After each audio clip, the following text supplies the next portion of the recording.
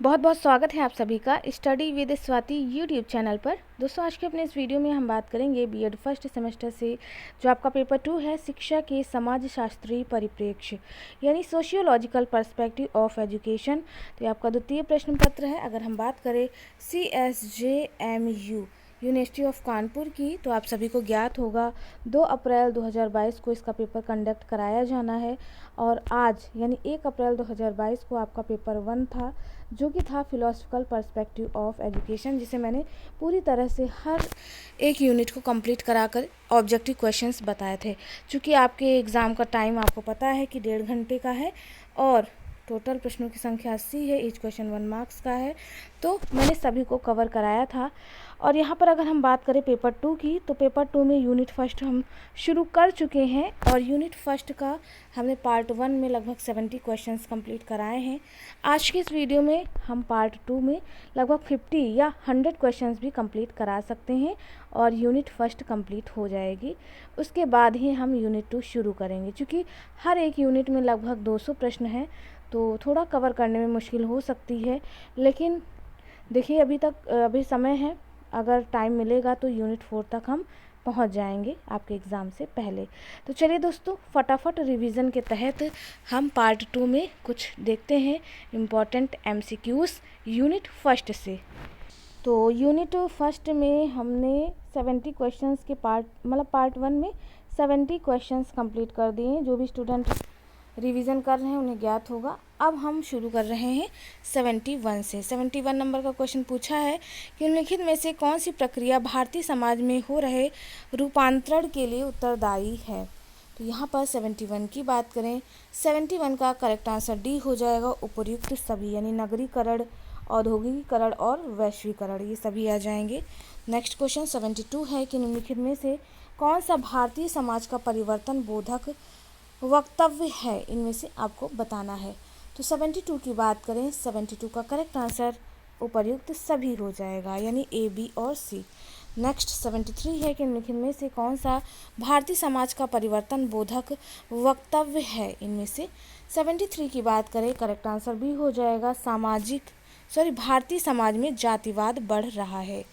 Next question 74 है कि समाज परिवर्तनशील तथा गत्यात्मक दोनों है, यह कथन किस विद्वान का है। तो 74 की बात करें, करेक्ट आंसर डी हो जाएगा, यह स्टेटमेंट मैकाइवर एवं पेज का है। चलिए देखते हैं कुछ और प्रश्न। क्वेश्चन नंबर 75 पूछा है सामाजिक परिवर्तन होता है, कैसा होगा। तो 75 का करेक्ट आंसर बी हो जाएगा, यह अमूर्त होता है, यानी परिवर्तन होते रहते हैं जो कि हम अनुभव करते हैं पर उन्हें हम देख नहीं पाते प्रत्यक्ष रूप से। 76 है कि सामाजिक ढांचे में होने वाले परिवर्तन को क्या कहा जाता है। तो यह कहा जाएगा सामाजिक परिवर्तन। चूँकि अगर आपने सैम्पल पेपर देखा हो तो कुछ क्वेश्चन आपको सैम्पल पेपर में यहाँ से मिल जाएंगे। 77 नंबर देख लेते हैं। पूछा है संस्कृतिकरण की अवधारणा किसने दी।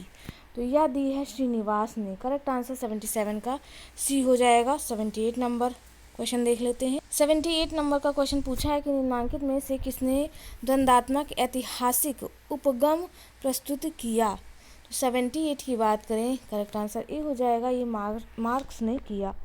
79 नंबर का क्वेश्चन पूछा है कि निम्नलिखित में से किस विद्वान ने भारत में सामाजिक परिवर्तन के अध्ययन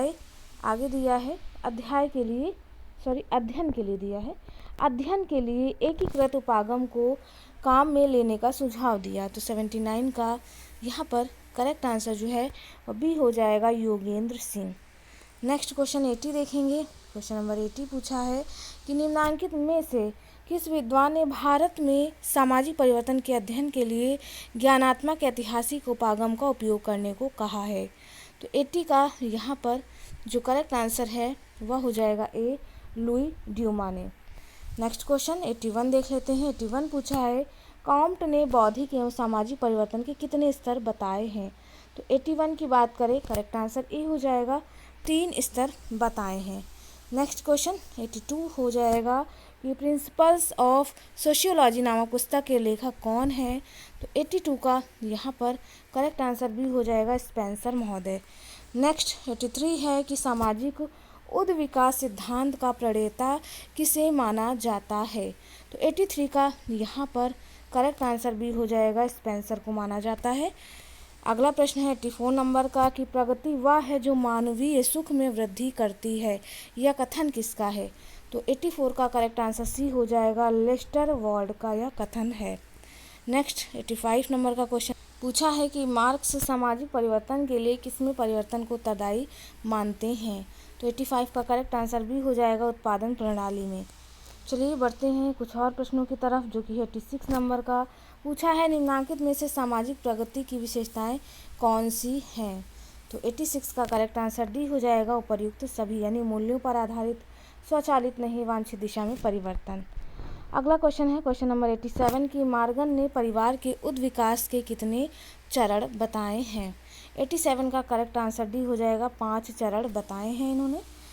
अगला क्वेश्चन है क्वेश्चन नंबर 88 की जब परिवर्तन में निरंतरता ही नहीं होती वरन परिवर्तन की एक दिशा भी होती है तो ऐसे परिवर्तन से हमारा तात्पर्य उद्विकास से होता है, यह परिभाषा किसने दी है?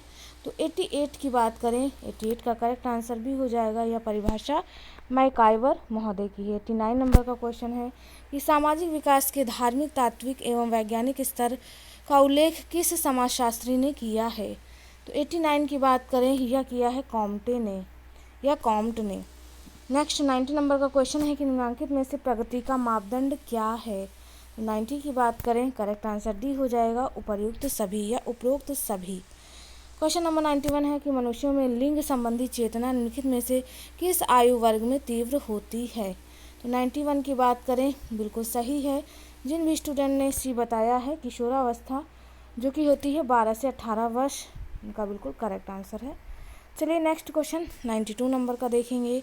92 पूछा है कि अपने साथ और दूसरों के साथ भली प्रकार चलने की बढ़ती हुई योग्यता विकास का कौन सा प्रसार है? तो 92 की बात करें तो 92 का करेक्ट आंसर ए हो जाएगा, यह है सामाजिक प्रकार। अगला प्रश्न है 93 नंबर का पूछा है कि बाल्यावस्था में बालक की स्वामी भक्ति निम्नलिखित में से किसके प्रति अधिक होती है? तो 93 का करेक्ट आंसर सी हो जाएगी, समूह के प्रति, क्योंकि बच्चा जो है समूह में खेलता है, इसे गैंग अवस्था भी कहते हैं, आपको ज्ञात होगा। 94 है सामाजिक विकास में सबसे अधिक महत्वपूर्ण कारक निम्नलिखित में से कौन सा है? तो 94 का करेक्ट आंसर ए हो जाएगा, सामाजिक उत्तरदायित्व को समझना। 95 नंबर का क्वेश्चन है कि सिगमंड फ्रायड के अनुसार पुत्र में माता के प्रति निम्नलिखित में से कौन सा मानसिक ग्रंथि होती है? तो 95 का करेक्ट आंसर ये हो जाएगा, इसे कहेंगे एडिपस मानसिक ग्रंथि। और इलेक्ट्रा जो होती है यहाँ पर, ये पिता में मतलब पुत्री का पिता के प्रति प्रेम, मैंने प्रीवियस वीडियो में बताया था इस क्वेश्चन को। 96 है कि स्कूल पूर्व आयु में बालकों के खेल निम्नलिखित में से किस प्रकार के होते हैं? तो 96 का करेक्ट आंसर ए हो जाएगा, आत्म केंद्रित होंगे। चलिए बढ़ते हैं अगले प्रश्न की तरफ, जो कि है 97 नंबर का। तो 97 नंबर का क्वेश्चन पूछा है कि सामाजिक स्तरीकरण का बालकों पर प्रभाव सबसे अधिक निम्नलिखित में से किसके माध्यम से होता है? तो 97 का करेक्ट आंसर ए हो जाएगा, माता पिता से। नेक्स्ट 98 नंबर का क्वेश्चन है कि किशोरापराधी प्रवृत्ति निम्नलिखित में से किस अवस्था में होने की सबसे अधिक संभावना होती है? तो 98 का करेक्ट आंसर सी हो जाएगा, किशोरावस्था में। अगला प्रश्न है 99 नंबर का निम्नलिखित में से किस प्रकार के पारिवारिक संबंध संवाद प्रेषण के अनुकूल हैं? तो 99 की बात करें, 99 का करेक्ट आंसर सी हो जाएगा, संयुक्त परिवार। आगे देखते हैं 100 नंबर क्वेश्चन को पूछा है निम्नलिखित में से किस सामाजिक आर्थिक स्तर का भाषा विकास में अधिक प्रभाव पड़ता है? तो 100 का करेक्ट आंसर सी हो जाएगा, मध्यम वर्ग।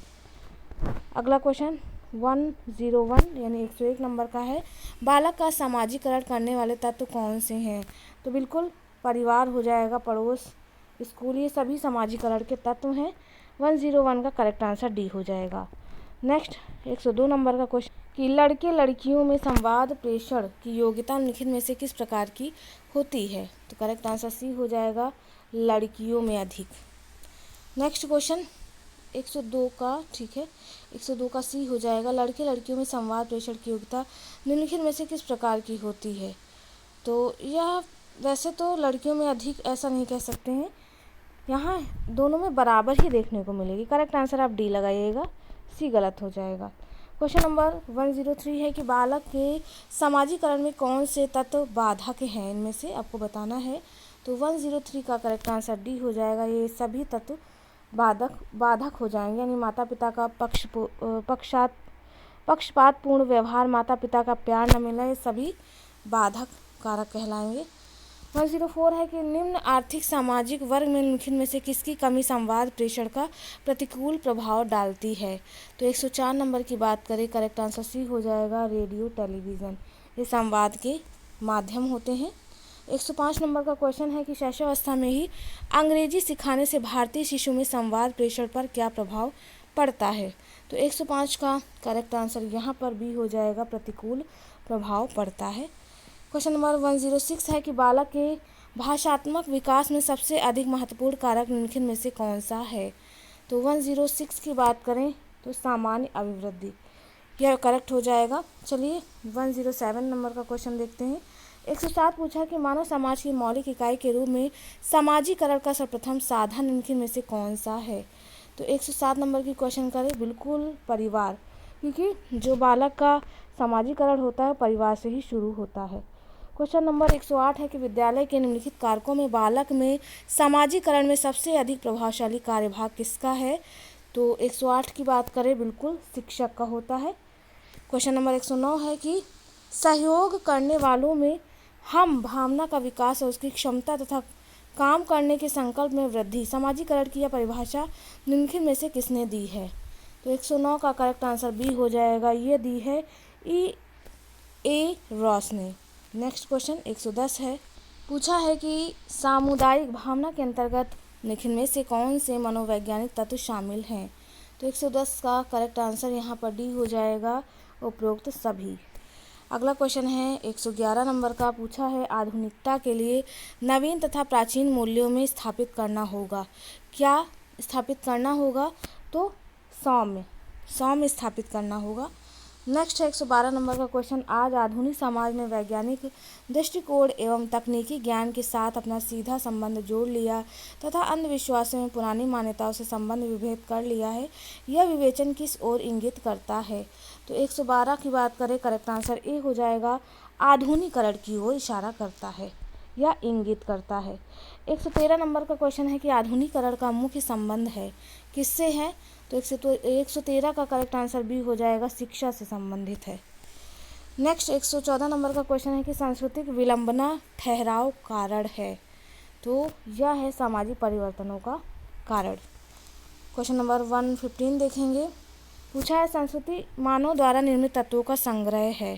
कैसा संग्रह है। तो यह हो जाएगा भौतिक एवं अभौतिक तत्वों का संग्रह। नेक्स्ट क्वेश्चन नंबर 116 है कि प्रायः संस्कारों का ढेर ही संस्कृति है, यह विचार किसका है। तो यह विचार डॉक्टर D.C. मिश्रा का है। करेक्ट आंसर यहाँ पर सी हो जाएगा। चलिए 117 नंबर का क्वेश्चन देखेंगे, पूछा है कि अतीत से वर्तमान में आना ही क्या कहलाएगा। तो 117 का करेक्ट आंसर ए हो जाएगा, यह आधुनिकरण कहलाएगा। क्वेश्चन नंबर 118 है कि संस्कृति सीखे व्यवहार प्रतिमानों का कुल योग है जो किसी समाज के सदस्यों की विशेषता है तथा जैविकी गुण का परिणाम नहीं। यह परिभाषा किस लेखक की है। तो 118 की बात करें, करेक्ट आंसर ए हो जाएगा, होबेल की है। क्वेश्चन नंबर 119 है कि मानवतावाद है क्या है। तो यह है एक मूल्य। लास्ट क्वेश्चन 120 देख लेते हैं, पूछा है जाति व्यवस्था में होने वाली परिवर्तन की प्रक्रिया को कहते हैं, क्या कहेंगे। तो यहाँ पर 120 का करेक्ट आंसर सी हो जाएगा, जाति गतिशीलता। तो दोस्तों यहाँ पर हम लगभग 50 क्वेश्चंस को लेकर के बात कर चुके हैं। एक और पार्ट आएगा और यहाँ पर आपका यूनिट फर्स्ट कंप्लीट करा दिया जाएगा। तो उम्मीद और आशा आप सभी को हमारा यह वीडियो पसंद आया हो। चलिए दोस्तों, मिलते हैं अपने एक नेक्स्ट वीडियो में एक नए टॉपिक के साथ। तब तक के लिए आप सभी का बहुत बहुत धन्यवाद। Thank you friends, keep watching and share to others.